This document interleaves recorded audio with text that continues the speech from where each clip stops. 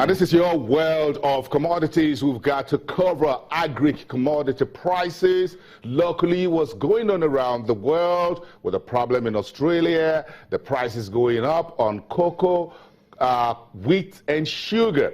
Then we finish off with the conundrum called crude oil volatility, the uncertainties ahead of November 30 OPEC meeting in Vienna. Ada Konobi is a research analyst from Financial Derivatives. Thanks for coming. I'm sure we have a lot to eat and drink as far as this is concerned.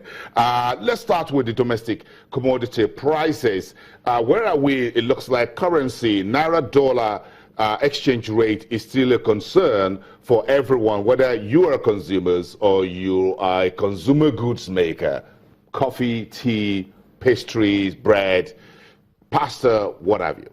Yes, the forex scarcity still remains a major issue. So most producers and importers are complaining they don't have access to forex, and they're somewhat translating this cost now to a consumer. So that's why we're seeing hiking prices. So what we're seeing now is there are two types of buying. There's the regular buying and there's the panic buying. So what most consumers are doing is they go to the store. They're not sure when they're going to have that product stocked back, so they get to buy more in quantity. What the prices will be the next time. Exactly, and what the prices would be, because it goes up by the day. If you go to the store, it's going up by 10%, 20%. So there's a lot of panic buying. The Christmas season is approaching. People are actually buying a lot of stock now, so we will expect to see prices of most domestic commodities go higher. It breaks my heart. Look at palm oil, 25 liters, from 1 year low of 6,000 to 17,000 naira. That's more than 120%. Heartbreaking, isn't it? Well, it is going up, but the good news is Okomo and Presco have recorded very good results. So the fact that the palm oil was part of the 41 items banned on the from accessing interbank rates. So there's a lot of backward integration. They're sourcing for raw materials locally. So that's the good news. But there's still the very high cost of production anyway. So that's why we're seeing palm oil prices go higher. What folks will be looking at for the end of year you talk about will be a few things. Rice, gari, flour, sugar, beans, maybe not cement for now, but at least. Well, most corporate organizations, typically during the Christmas season, you buy lots of rice, granite oil to share exactly to distribute, and there's a lot of festivities, parties, and so what most consumers are doing now is they're actually stocking up on rice in anticipation of an increase during a Christmas season. But like I said earlier, it's all panic buying. But prices are still going up. Prices are higher. Nothing is lower except tomatoes and pepper. But these are perishable goods. With the exception of semolina and perhaps cement on the list of what FDC you folks put together. Thank you very much. Looks like everything else is in double digits. Yes, everything is in double digits. I mean in thousands of naira, yes. Double digits. The price increase are actually going up not in 20s or 200s, in thousands. So you see sugar, flour, butter, prices are going up by 50% because of the forex scarcity.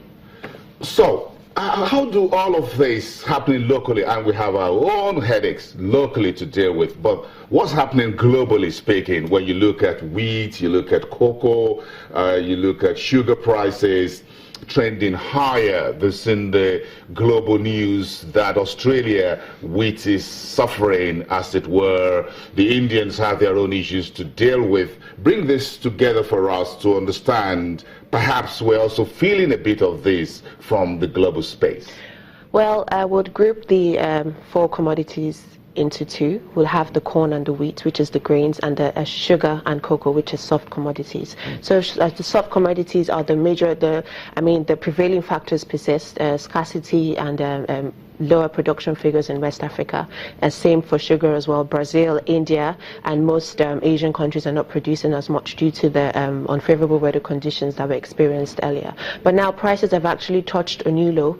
This is in anticipation of the fact that China, which is a major consumer of sugar, has actually put out its first auction. So they're literally clearing off their reserves. So that's somewhat reducing the pressure in the sugar market, because if China is tapping into its reserve and selling it out, that means the demand for sugar in the international space will be reduced. Sugar, yes. Brazil, sharply down 33.2% to to just 31 million tons month-on-month basis. That's amazing.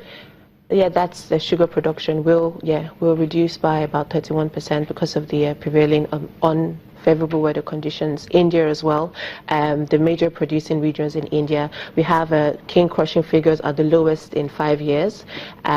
Production as well is low, but I mean, the good news is in 2018, it seems like there's going to be a convergence between the deficit and the surplus. So there's going to be an equilibrium in 2018. So the market is already feeding into that positive news. So climate change we should take very seriously, isn't it? Well, yes, most agri commodities are mainly driven by weather conditions anyway. So if there's excess rain, if there's if there's excess heat, exactly, that would affect the crop yields. It will affect the it will cause delay in harvest, and it will actually even destroy most of the crops. So the quality will not be as good, and it won't be export sensitive value, exactly. So weather condition is a major issue, and we have the supply and demand dynamics as well. So if a country is going through some sort of economic downturn, there's just that sentiment that demand from that country will be weak, and we have prices going back up because demand is not as strong. Okay, let's squeeze in the world of oil. Yesterday morning, 6 o'clock Nigerian time, Brent crude was 48.50. I woke up early today about the same time. I'm looking at 47.5 per barrel for January 2017 delivery on Bloomberg. That's nerve-wracking, is it? Well, what's interesting is crude prices went down to $46 per barrel yesterday because of the very, very I must have missed swell. that somehow. I woke up early to 48 and I thought it was all good. No, it was the EIA recorded a very huge swell in inventories, 14.4 million barrels. This is the highest ever since they came into operation in 1982. So that put a lot of that weighed crude prices that weighed down on crude prices. But prices picked up today due to the attack on the NNPC oil hub in Nigeria. So Nigeria is still a major, whatever happens in Nigeria, exactly, it kind of drives oil prices in the global market. So prices are back up, but that will be temporary because we still have the global glut. We still have the uncertainty in OPEC if there's actually going to be a production cut. It looks like the Algiers decisions have been dismantled or being dismantled before November ended. Well, there is a lot of, like I said previously, there's a lot of inner squabbles, and no one wants to cut production. The most they can do is freeze production, and everyone wants to be part of the countries that are exempted. And now the market is already feeding into the fact that Libya is increasing its production.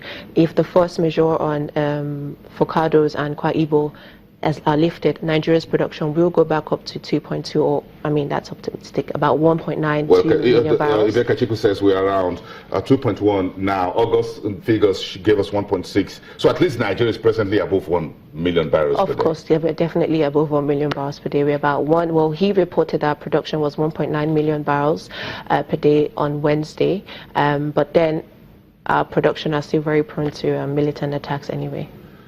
Okay, this looks like a lot of things to shoot. So where do you think? Some folks are saying perhaps between now and next year we're looking at, let's just finish off at around 40.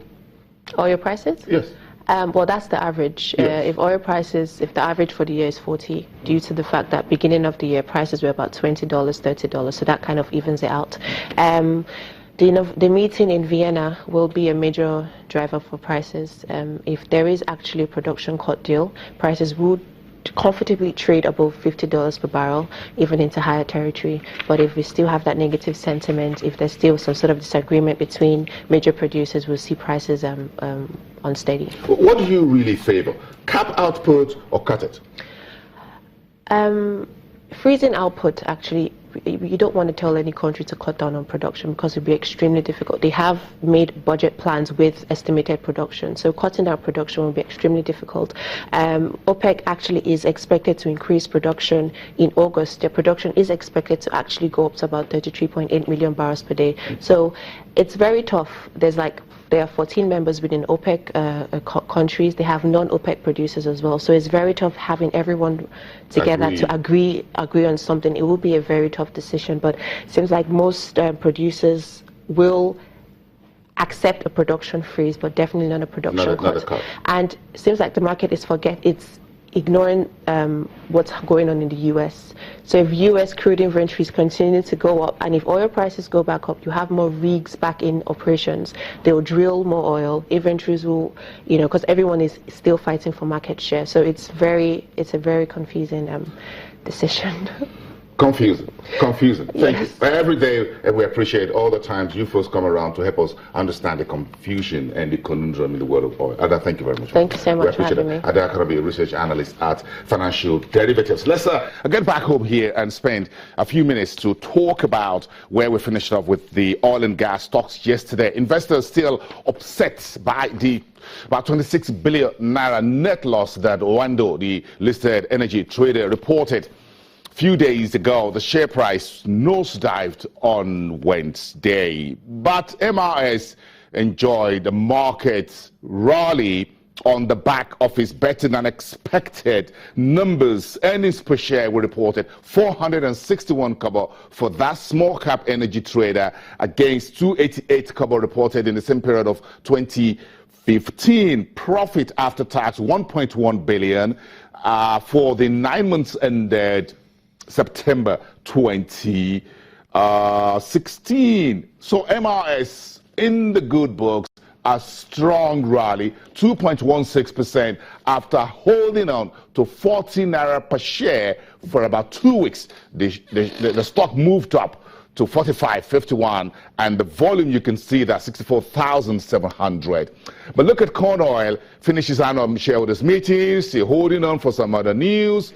Remain unchanged. Forte oil holding on to 120, Mobile at 190, and Owando at 447, 4 naira 47. Off track by 0.2%. The volume still strong as we saw it on Tuesday. 3,068,871. Seplat unchanged at 380, still bruised by almost $40 million loss that Seplat reported. $38.7 million to be precise in net loss was what Seplat reported for the period ended September 2016. Total was shaved massively, 12.5% yesterday, down to 332.5. That looks a lot like something everybody's sniffing around on Market Street. We'll get to that in a couple of days, what happens. Get a summary of the oil and gas sector of our market. We track the big seven,